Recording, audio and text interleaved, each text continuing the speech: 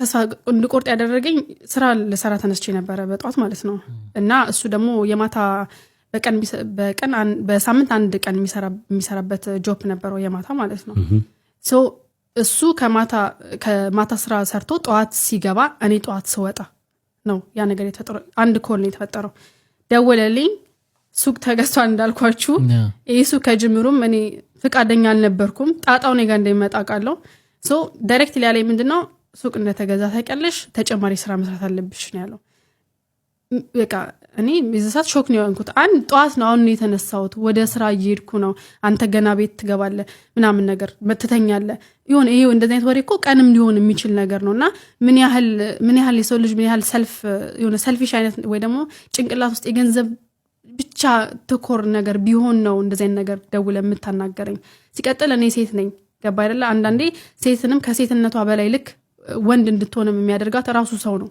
ራሱ አብሯት የሚኖር ሰው ነው እና እኔም ደግሞ ከዛም አልፌ ደግሞ ወንድሞኝም እየኖርኩ ነው ገባ አይደለ ሁለቱንም ሪስፖንሲቢሊቲ ወስጄ እየኖርኩ ነው ያው ግን አያይዘሽ አንድ ሰው ሲሰራ አንድ ሰው ልጆች ቤት ውስጥ ቴክ ኬር ማድረግ አለበትም ብሏል አለበት ኦፍ ኮርስ አለበት ያም እኮ እኔም ልጆቹን 5 አመት ቴክ ኬር እያደረኩ ነበር at the same time ጊዜ እኮ አለ የማታሸሽት እኮ ፈልገህ ገብተህ መስራት ትችላለህ በቀን 2 ሰዓት መስራት ትችላለህ ለምሳሌ እሷ ጧት ነው የምትወጣው 16 ሰዓት ነው የምትመጣው አይደለ 17 ሰዓት ጀምረህ እስከ 2 ሰዓት ድረስ ሚኒ ጆብ አለ ታይልት ሳይት አለ እሱን መስራት ትችላለህ ሌላው ቢቀር እንደነገርኩ ቀደም ብዙ ቤት ውስጥ የሚሰሩ የኦንላይን ስራዎች አሉ ኢቭን ዩቲዩብን ቀጥ አድርገህ ማየት ትችላለህ ኮንቴንት በመፍጠር ኤዲት በማድረግ ምናምን ማለት ነው ላይክ የራሴ እንትን ስለሆነ ማለት ነው ሶ ልጆች ደግሞ ያደጉ ናቸው አሁን አንተ እንዳልከው ኦፍ ኮርስ እሱ ልጅ ይዛል ልጅ መያዝ የጀመረው 2 አመት ነው እኔ 2 አመት ነው አይደል የሰራሁት ሶ 2 አመት ነው ልጅ ያዘው ያ ነገር ፈርስት ኦፍ ኦል እንዴት ተፈጠረ ልጅስ እንዲዝ ለምን ተፈጠረ ነው አሁን አዳም እንደወለድኩ 3 አመት መውሰድ ይችላል ኤልተር ሳይት እናንተ እንደምታውቁት እዚያ ጋር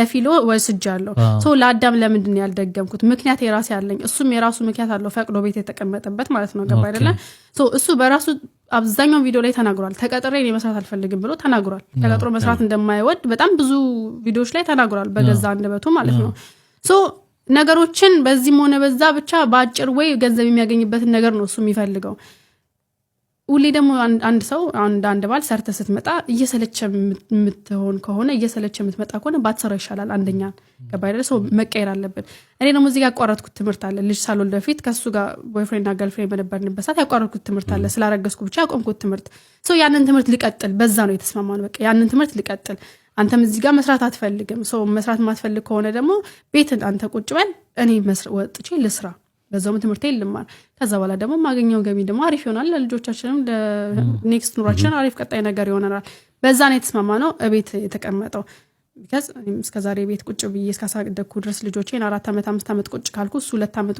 በሳምንት አንድ ቀን የሚሰራበት ጆብ ነበረው የማታ ማለት ነው ሶ እሱ ከማታ ስራ ሰርቶ ጧት ሲገባ እኔ ጧት ስወጣ ነው ያ ነገር የተፈጠረው አንድ ኮል ነው የተፈጠረው ደወለልኝ ሱቅ ተገዝቷል እንዳልኳችሁ እሱ ከጅምሩም እኔ ፍቃደኛ አልነበርኩም ጣጣው እኔ ጋር እንደሚመጣ ቃለው ሶ ዳይሬክትሊ ያለኝ ምንድነው ሱቅ እንደተገዛ ታቀለሽ ተጨማሪ ስራ መስራት አለብሽ ነው ያለው በቃ እኔ በዛት ሾክ ነው ያንኩት አንድ ጧት ነው አሁን የተነሳሁት ወደ ስራ እየሄድኩ ነው አንተ ገና ቤት ትገባለህ ምናምን ነገር መተተኛለህ ይሄው እንደዚህ አይነት ወሬ እኮ ቀንም ሊሆን የሚችል ነገር ነውና ምን ያህል የሰው ልጅ ምን ያህል ሰልፊሽ አይነት ወይ ደግሞ ጭንቅላት ውስጥ የገንዘብ ብቻ ተኮር ነገር ቢሆን ነው እንደዚህ አይነት ነገር ደውለ የምታናገረኝ ሲቀጥል እኔ ሴት ነኝ ገባ አይደለ አንዳንዴ ሴትንም ከሴትነቷ በላይ ልክ ወንድ እንድትሆንም የሚያደርጋት ራሱ ሰው ነው ራሱ አብሯት የሚኖር ሰው ነው እና እኔም ደግሞ ከዛም አልፌ ደግሞ ወንድሞኝም እየኖርኩ ነው ገባ አይደለ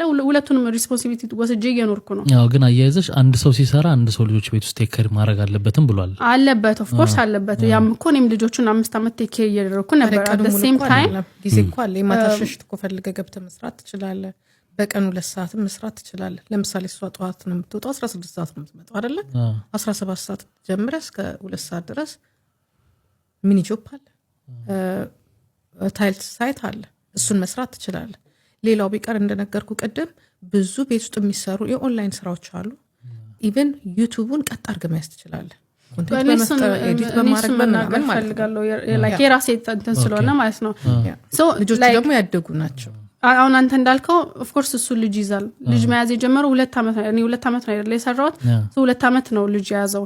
ያ ነገር ፈርስት ኦፍ ኦል እንዴት ተፈጠረ? ልጅስ እንዲዝ ለምን ተፈጠረ? እኔ አሁን አዳም እንደወለድኩ 3 ዓመት መውሰድ ይችላል ኤልተር ሳይት እናንተ እንደምታውቁት እዚያ ጋር ለፊሎ ወስጃለሁ። ሶ ለአዳም ለምንድን ነው ያልደገምኩት? ምክንያት የራሴ ያለኝ እሱም የራሱ ምክንያት አለው ፈቅዶ ቤት የተቀመጠበት ማለት ነው። ገባ አይደለ? ሶ እሱ በራሱ አብዛኛው ቪዲዮ ላይ ተናግሯል። ተቀጥሬ እኔ መስራት አልፈልግም ብሎ ተናግሯል። ተቀጥሮ መስራት እንደማይወድ በጣም ብዙ ቪዲዮዎች ላይ ተናግሯል በገዛ አንደበቱ ማለት ነው። ሶ ነገሮችን በዚህም ሆነ በዛ ብቻ በአጭር ወይ ገንዘብ የሚያገኝበትን ነገር ነው እሱ የሚፈልገው። ሁሌ ደግሞ አንድ ሰው አንድ ባል ሰርተ ስትመጣ እየሰለቸ የምትሆን ከሆነ እየሰለቸ የምትመጣ ከሆነ ባትሰራ ይሻላል። አንደኛ ገባይደለ ሰው መቀየር አለበት። እኔ ደግሞ እዚህ ጋር ያቋረጥኩት ትምህርት አለ። ልጅ ሳልወልድ በፊት ከሱ ጋር ቦይፍሬንድ እና ገርልፍሬንድ በነበርንበት ሰዓት ያቋረጥኩት ትምህርት አለ። ስላረገዝኩ ብቻ ያቆምኩት ትምህርት ሰው ያንን ትምህርት ልቀጥል በዛ ነው የተስማማነው። በቃ ያንን ትምህርት ልቀጥል። አንተም እዚህ ጋር መስራት አትፈልግም። ሰው መስራት ማትፈልግ ከሆነ ደግሞ ቤትን አንተ ቁጭ በል እኔ ወጥቼ ልስራ በዛውም ትምህርት ይልማር። ከዛ በኋላ ደግሞ ማገኘው ገቢ ደግሞ አሪፍ ይሆናል። ለልጆቻችንም ለኔክስት ኑሯችን አሪፍ ቀጣይ ነገር ይሆናል። በዛ ነው የተስማማነው። እቤት የተቀመጠው because እስከ ዛሬ ቤት ቁጭ ብዬ እስካሳደግኩ ድረስ ልጆቼን 4 ዓመት 5 ዓመት ቁጭ ካልኩ እሱ 2 ዓመት። ሰላም ጤና ይስጥልን። ውድና እየተከበራችሁ ውድ ቤተሰቦቼ ሰላም ይብዛላችሁ። እንኳን ወደዚህ ቻናል ላይ በደህና በሰላም መጣችሁ። ሰላም ይብዛላችሁ እያልኩ ውድ ቤተሰቦቼ እንግዲህ ውድ ቤተሰቦች ሳምሪ ያለችው ሰምታችኋል ብዬ አስባለሁ። ውድ ቤተሰቦቻችን የምር በጣም ያሳዝናል። ማለት ልጅነት ላይ ልጅ ወለደች፣ ልጅነት ላይ ደግሞ ትዳር ያዘች። ልጅነት ላይ ማለት ነው። እንደዚህ ከሆነች በኋላ መጨረሻ ላይ እንደዚህ መሆኑ በጣም ያሳዝናል። እኔ ከዚህ በፊት የሆነ ቀልድ ነገር መሰለኝና አሁን ነገሮቹ በጣም ማለት የሆነ ቀልድ ነገር ነው የመሰለኝ። የምር በጣም ያሳዝናል። ማለት ሰው ልጅ በልጅነት ላይ ነው መስዋዕት አድርጋ መስዋዕት እሱም በልጅነት እሷም በልጅነት ላይ መስዋዕት ያደረገችው ትዳሯ እንደዚህ ማጣቷ እንደዚህ መሆኗ ገና ደግሞ ልጆቹም እንደዚህ ሜዳ ላይ መሆኑ በጣም ያሳዝናል። ልጆች አባትና እናት ጋር አንድ ላይ ሲሆን ወይም አንድ ላይ ሳድግ በጣም ደስ ይላል። በጣም የሚያሳዝን ነገር ነው። የምር ነው የምላችሁ። በጣም ያሳዝናል። ማለት የፈለኩት ያሳዝናል ያልኩት ምክንያት ልጆች ከአባት ጋር ከእናት ጋር አንድ ላይ ሲሆን ደስ ይላል እና አባትና እናት ውስጥ ግጭት ሲኖር ልጆች ራሱ አይምሮ በጣም ደስ አይልም እና በጣም ያሳዝናል። ብዙ ጊዜ እነሱ ይታረቃሉ፣ አንድ ላይ ይሆናሉ ብለን በተስፋ ስንጠብቅ ደግሞ እንደው የባሰ እንደዚህ ማውራት በጣም ያሳዝናል። የምር አሁንም ፈጣሪ አንድ ላይ ያድርጋቸው። የምር በጣም ያሳዝናል እና እኔ ማለት የፈለኩት ሰው አንዱ እሳት ከሆነ አንዱ እሳቱን ማጥፋት አለበት ለማለት ፈልጌ ነውና ያው ትዳር ውስጥ አንዱን ማገዝ አንዱ ጋር መተባበር አለ። ትዳር ውስጥ ማቻቻል አለ። ትዳር ውስጥ ግን እኔ ይበልጣለሁ ያንተ ይበልጣል ካንተ በቃ እኔ ነው የሚሰራው ምናምን የሚባል ነገር ካለ በጣም ከባድ ነው። ትዳር መፍረስ ነው።